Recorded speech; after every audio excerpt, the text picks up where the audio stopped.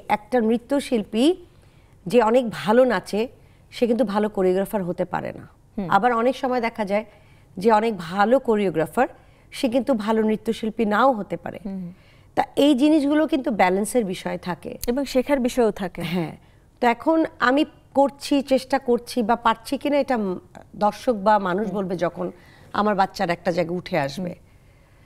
যখন উঠে আসবে তখন বলতে পারবে যে না, হ্যাঁ, চাঁদনি মিসের বাচ্চারা ভালো কাজ করছে।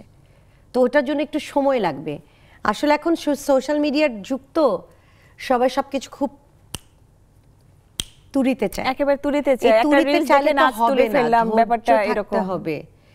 ধৈর্য থাকতে হবে, প্রেষণা থাকতে হবে, সাধনা থাকতে হবে এবং শেখার আগ্রহ থাকতে হবে। এগুলো না থাকলে নাচ গান আমার মনে হয় না হয় কিছুক্ষণের জন্য হয়।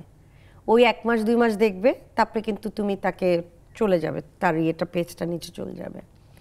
বাট নাচের বিষয়টা আমি বলবো যে অনেক প্র্যাকটিস, অনেক মানে বুঝে শুনে স্টেপ নিয়ে কাজ শিখতে হবে।